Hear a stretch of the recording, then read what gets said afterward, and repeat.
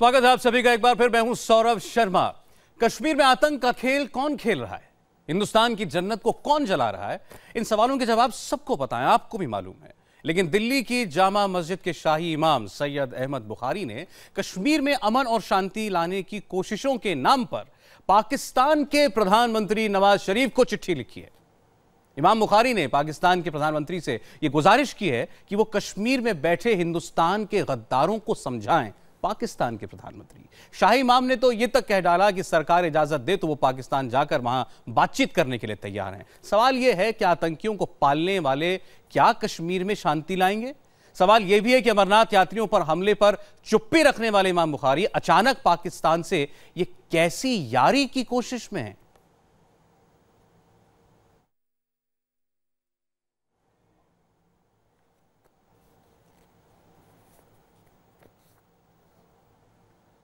इस्लाम के नाम पर मुसलमानों को जिस तरह से बदनाम किया जा रहा है वो ख़त्म होना चाहिए।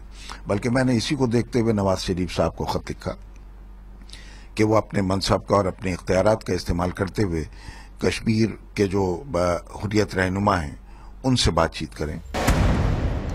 सुना आपने दिल्ली की जामा मस्जिद के शाही इमाम की बात। बुखारी नवाज शरीफ को खत लिखते हैं, नवाज से शांति की उम्मीद लगा रहे हैं। कश्मीर जो खुशियों की वादी कहलाता था आज आंसुओं की वादी बन गया है। बुखारी नवाज से कहते हैं कि वो हुर्रियत से बात करें, आतंकवादियों को समझाएं। मैं पाकिस्तानी हुकूमत से कहा है कि वो अपने इख्तियारात का और अपने रसूख का इस्तेमाल करते हुए इन लोगों से बातचीत करें। अहमद बुखारी दिल्ली के इमाम हैं या पाकिस्तान के इमाम? क्या आप शाही इमाम तय करेंगे कश्मीर में क्या होगा? अगर हुकूमत हिंद इजाजत देती है तो मैं पाकिस्तान जाकर नवाज शरीफ साहब से बात करने के लिए तैयार हूं कि इन हालात की वजह से हिंदुस्तान के जो करोड़ों मुसलमान हैं उसके ऊपर असर पड़ रहा है। जब अमरनाथ हमला हुआ तब क्यों चुप थे अहमद बुखारी? बुखारी ने इतना नहीं सोचा जो आतंकवादी बनाते हैं वो दहशत क्या रोकेंगे? अगर कश्मीर के मसले का हल चाहते हैं तो जरूरी है कि बातचीत का माहौल पैदा करें। जिस पाकिस्तान ने जन्नत में आग लगाई है उससे अमन की उम्मीद क्यों पाल रहे हैं बुखारी? तो आपने बात सुन ली सैयद अहमद बुखारी की। वो पाकिस्तान जाकर वहां हिंदुस्तान पाकिस्तान के अमन की बात करना चाहते हैं। हमारे साथ इस वक्त संबित पात्रा जुड़ चुके हैं, बीजेपी के प्रवक्ता हैं। आलोक शर्मा जी कांग्रेस पार्टी के स्पोक्स पर्सन हैं और साथ ही हमारे साथ हैं major general retired SP Sinha साहब। आप जाने माने डिफेंस एक्सपर्ट हैं। आपका बहुत बहुत स्वागत सभी का। संबित, आपने सुन ली दिल्ली की जामा मस्जिद के शाही इमाम की बात। वो नवाज शरीफ को चिट्ठी लिखकर अपील कर रहे हैं कि आपका बहुत रसूख है तो आप हुर्रियत के नेताओं से और जो हमारे यहाँ जिनको आतंकवादी कहते हैं, कुछ लोग मिलिटेंट कहते हैं, उन मिलिटेंट से बात कीजिए, सीज फायर कराइए। आप इसकी सरकार से रिक्वेस्ट कर रहे हैं कि मुझे भेज दीजिए, मैं बात करके आता हूं और हिंदुस्तान पाकिस्तान के बीच अमन ला करके दिखाऊंगा। आप भेजेंगे इनको? देखिए, वैसे तो मुझे कहना नहीं चाहिए, मगर अगर ये इनको भेजा जाए तो वापस नहीं आना चाहिए, वहीं बस जाना चाहिए। जैसी बातें इन्होंने की है ये दिल को चुभा देने वाली है, ये नश्तर की तरह दिल को चुभोती है। ये पाकिस्तान के प्रधानमंत्री नवाज शरीफ से रिक्वेस्ट कर रहे हैं, गुहार कर रहे हैं, गिड़गिड़ा रहे हैं और भीख मांग रहे हैं कि हमारे देश में आप अमन और शांति कायम करिए। क्यों?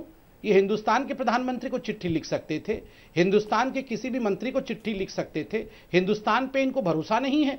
पाकिस्तान के उस नवाज शरीफ को लिख रहे हैं जो नवाज शरीफ आतंकवादियों के सामने गिड़गिड़ा रहा है, जो नवाज शरीफ अपने आर्मी और आईएसआई के आगे गिड़गिड़ा रहा है।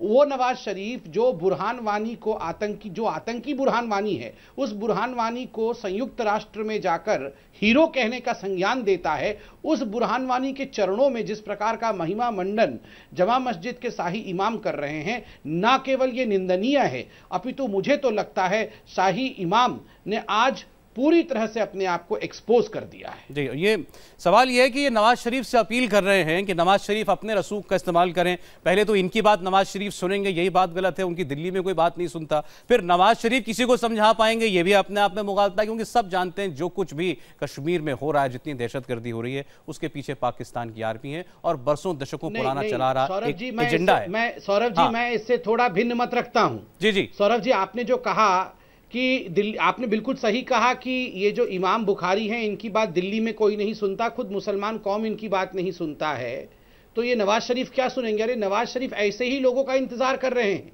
कि किस प्रकार हिंदुस्तान को बांटा जाए, किस प्रकार हिंदुस्तान को हिंदू मुसलमान की लड़ाई में बांट दिया जाए।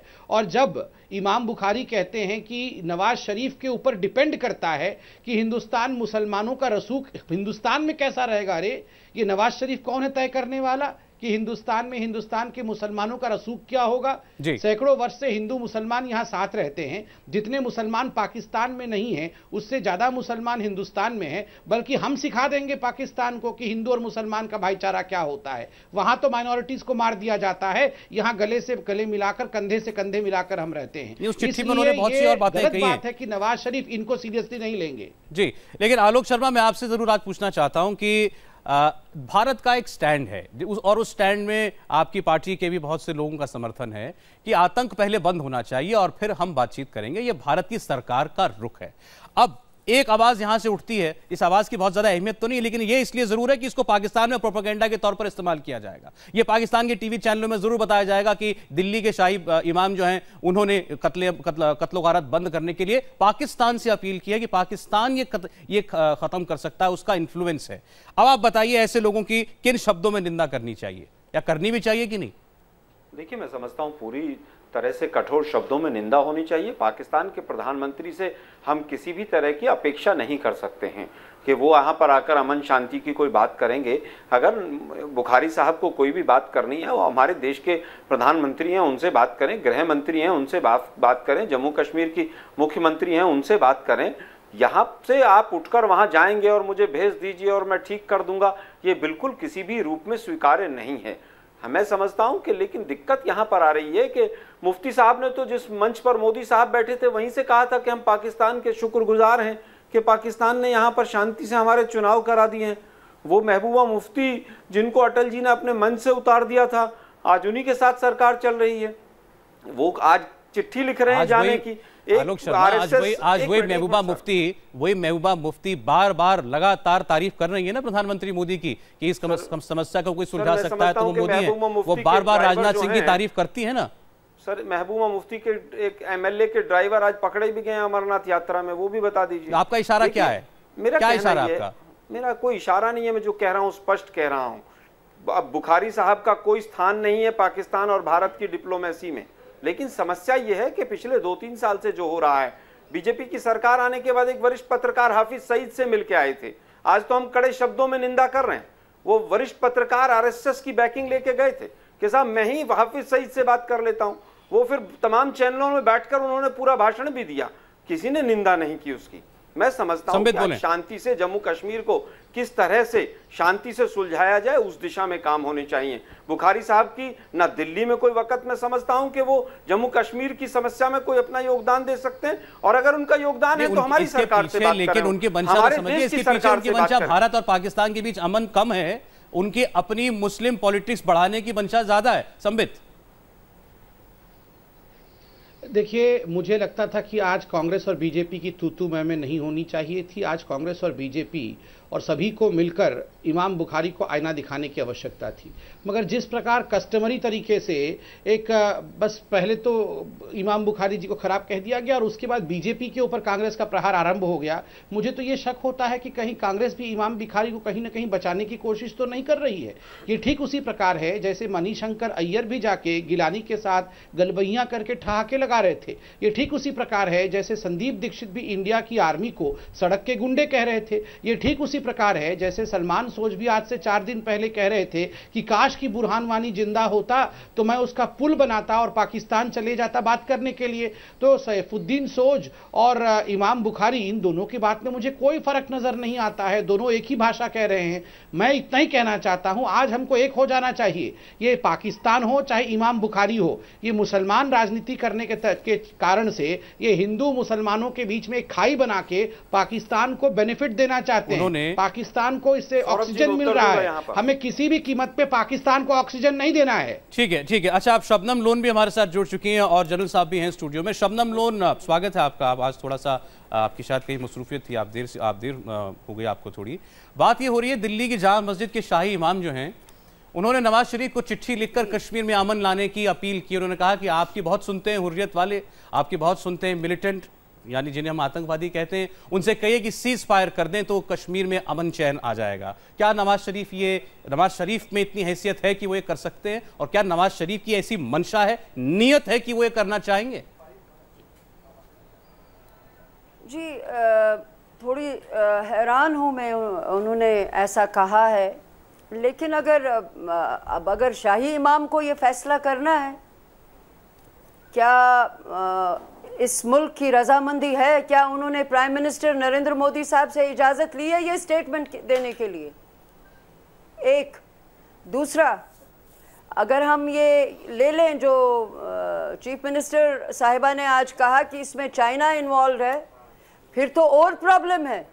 फिर तो ये एडमिट उन्होंने किया, टैसिट एडमिशन है कि ये सरकार बिल्कुल फेल है। अभी तक अगर पाकिस्तान ही इन्वॉल्व था, अब अगर चाइना भी इन्वॉल्व हो गया तो ये क्या कर रहे हैं? चाइना की बात 6:30 बजे बहुत तफसील से करेंगे शबनम। पहले जरा शाही इमाम साहब वाली जो बात चल रही है इस पर फोकस कर लें।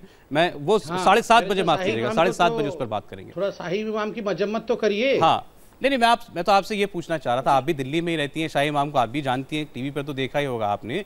वो उस आदमी से अपील कर रही हैं जो कश्मीर में कत्लो गारत का जिम्मेदार है।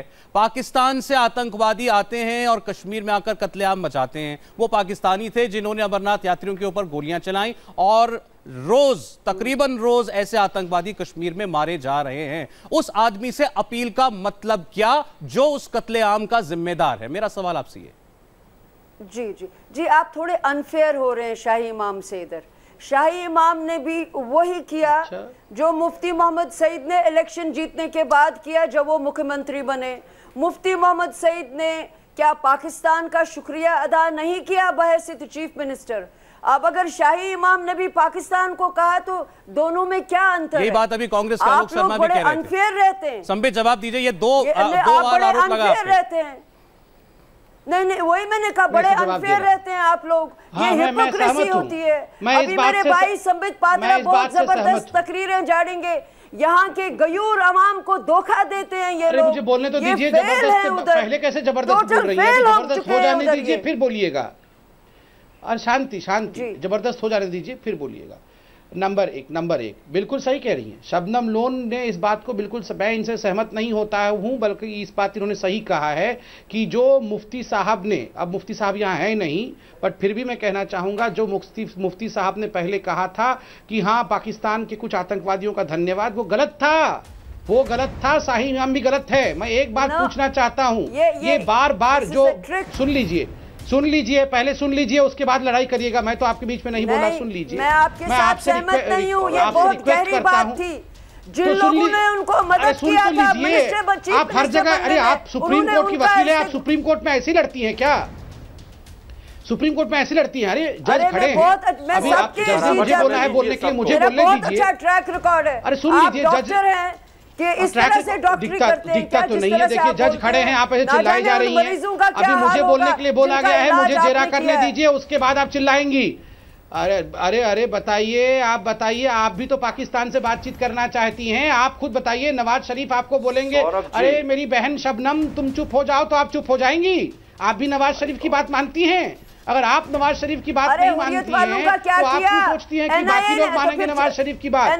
सुन लीजिए, अरे सुन लीजिए, कुछ कार्रवाई की, सईद अली शाह गिलानी के खिलाफ कार्रवाई की, प्रोफेसर भट्ट के खिलाफ कार्रवाई की, आलोक जी मैं आता हूं, शबीर शाह के खिलाफ कार्रवाई की, मीरवाइज के खिलाफ कार्रवाई की। यहाँ हिंदुस्तान के अवाम को झूठ बोल के। शबनम जी और लोग वेट कर रहे हैं, उनकी बात। ये शबनम जी लड़ने आती हैं क्या? हाँ सुन लीजिए, देखिए मैं तो बड़ा स्पष्टता से कह रहा हूँ और ये गहरी बात कह रहा हूँ। बिल्कुल ठीक बात है, पीडीपी से हमारा बड़ा आइडियोलॉजिकल डिफरेंस है। लोकतांत्रिक कंपल्शंस के कारण 25-28 सीट के कारण हमने सरकार बनाई। अगर मुफ्ती साहब ने कुछ कहा था तो हमने उसकी भी मजम्मत की थी, हम उसके सहमत नहीं थे।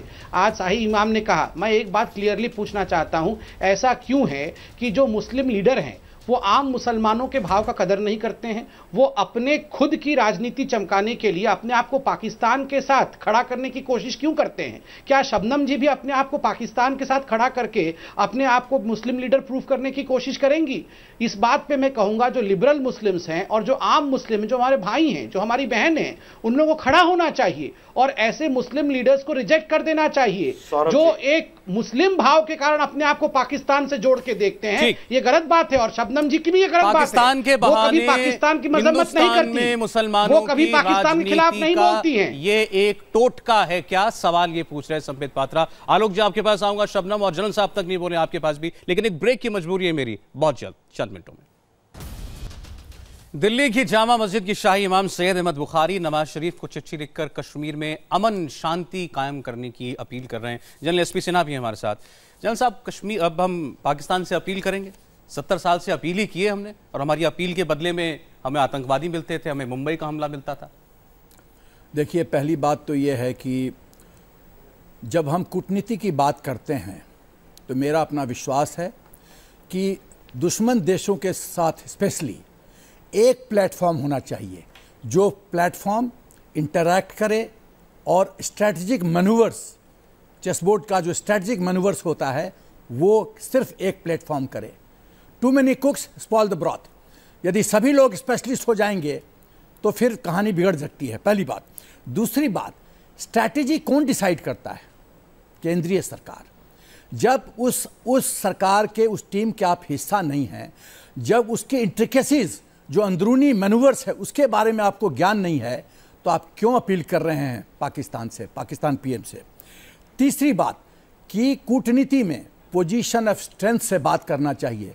नहीं, वो आपने तो आप डिप्लोमेसी की बात कर रहे हैं। उनके दिमाग में जब उन्होंने चिट्ठी लिखी होगी तो डिप्लोमेसी तो कहीं थी नहीं। सुनिए ना, उनके दिमाग में तो पॉलिटिक्स थी। मुझे एक मिनट का और मौका दीजिए जी।